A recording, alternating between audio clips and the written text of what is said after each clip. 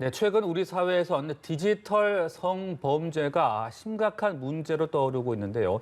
안타깝게도 초등생이나 중학생 피해자가 속출하고 있고 또 놀랍게도 중학생이나 고등학생들이 아무런 죄의식조차 없이 범죄에 빠져들고 있습니다. 네, 그동안 솜방망이 처벌이 디지털 성범죄를 단절시키지 못하는 주된 요인 중 하나로 지적이 돼 왔는데요. 오늘 법원이 이런 범죄에 대해서 법정 최고형의 철퇴를 내렸습니다. 경종을 울리는 계기가 될지 주목이 됩니다. 자세한 내용은 취재기자 연결해서 이야기 나눠보겠습니다. 이상현 기자.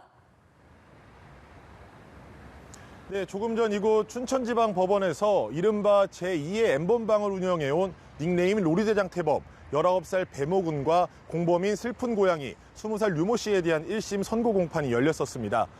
이들은 텔레그램 대화방에서 중학생 등 미성년자를 상대로 성착취물을 제작하고 이를 유포한 혐의로 기소됐는데요.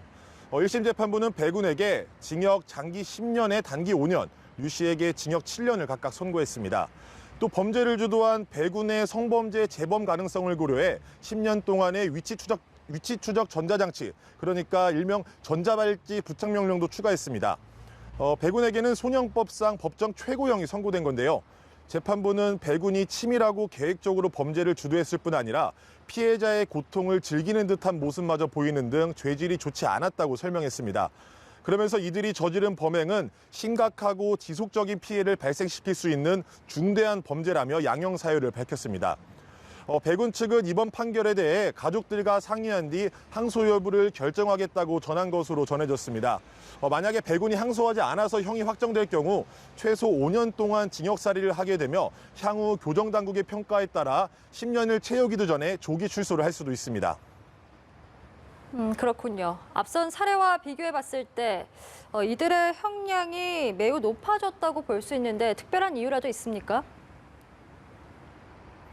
네, 그렇습니다. 그동안의 판례를 보면 확실하게 이번 처벌 수위가 높아진 것을 확인할 수가 있습니다. 서울지방변호사회가 발표한 자료를 보면 지금까지 디지털 성범죄로 기소된 피고인 가운데 무려 70% 이상이 벌금형을 받았습니다. 징역형을 선고받은 비율은 불과 5% 정도에 불과했는데요. 앞서 이곳 춘천지방법원에서 열린 N번방 두 번째 운영자 닉네임 켈리 32살 신모 씨에 대한 처벌도 징역 1년에 그쳤습니다. 이 같은 사실이 알려지면서 전국적으로 디지털 성범죄자들에 대한 솜방망이 처벌 논란이 일었는데요.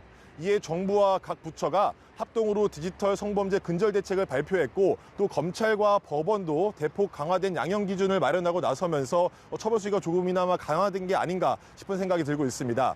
실제로 이번 재판도 1심 재판도 이미 끝났어야 했는데 재판 도중에 검찰에서 공소 사실과 죄명을 추가했고 또 배군에 대한 이 전자발찌 부착 명령도 추가하면서 재판이 오늘까지 이어진 겁니다.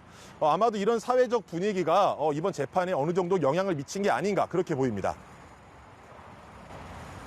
네, 그럼 이들이 어떻게 이 같은 처벌까지 받게 된 것인지 범죄 사실 다시 한번 정리를 좀 해주시죠. 네, 지금 배군만 계속 주목되고 있는데 이 로리대장 태범, 배군의 일당은 사실 모두 5명입니다. 오늘 배군과 류모 씨가 함께 재판을 받았고 또 이 이후에 추가로 1명이 또 재판을 받았습니다. 이 5명 모두 검거돼서 지금은 모두 각자 법의 심판을 기다리고 있는 상황입니다. 이들은 모두 10대 후반에서 20대 초반으로 서로 모르는 사이였는데 이 프로젝트 N이라는 명칭 아래에서 텔레그램상에서 처음 만났습니다.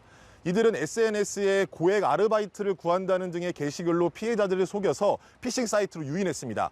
이후 SNS를 해킹해서 이들이 비공개로 게시한 사진 등을 유포하겠다고 협박하면서 이 성착취 동영상 촬영을 지시했습니다. 이렇게 당한 피해자는 여중생 등 모두 3명인데요. 이들을 협박해서 모두 70여 개의 성착취물을 제작하고 이를 배포했습니다.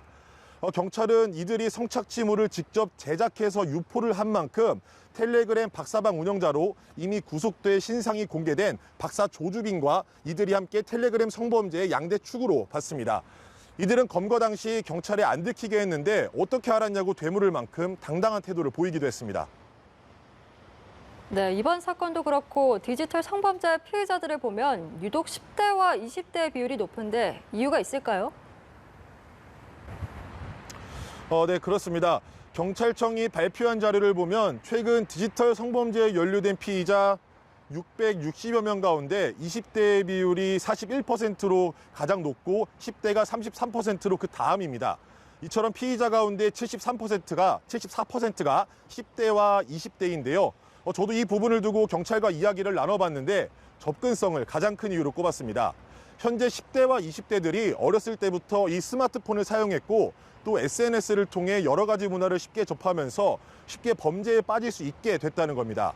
또 단순히 사진과 영상을 촬영해서 이를 퍼나르는 것만으로 많은 돈을 벌 수 있어 범죄 사실을 알면서도 쉽게 빠져나오지 못한다는 게 이 분야 베테랑 경찰의 설명이었습니다. 더욱이 텔레그램 같은 익명성이 보장되는 곳에서는 더욱더 잔인하고 대범한 수법으로 범죄를 저지르게 된다고 전했습니다. 또 제작을 하지 않더라도 구입한 영상물을 복사해서 정말 컨트롤-C, 컨트롤-V만 해서 쉽게 대파할 수 있다는 점도 이들을 범죄에 빠지게 하는 요인인 것으로 전해졌습니다. 네, 그리고 신상 공개 부분도 좀 짚어보고 싶은데요. 경찰이 배군을 텔레그램 성범죄 양대 축으로 볼 만큼 죄질이 좋지 못하다고 했는데 신상 공개가 되지 않았습니다. 왜 그런 겁니까?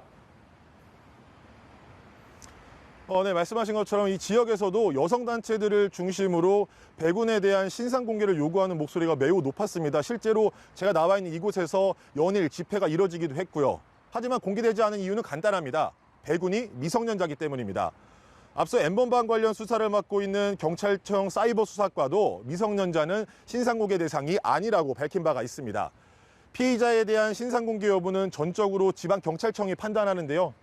현재는 경찰의 지침이 미성년자의 신상은 공개하지 않는다라고 규정되어 있기 때문입니다. 미성년자의 경우 장래가 있는 만큼 잘못을 뉘우치고 행동을 고칠 가능성이 있다고 보는 건데요. 하지만 일각에서는 반론도 만만치 않아 이 부분은 항상 논란이 지금 계속해서 이어지고 있는 대목입니다. 네, 이 기자 수고하셨습니다.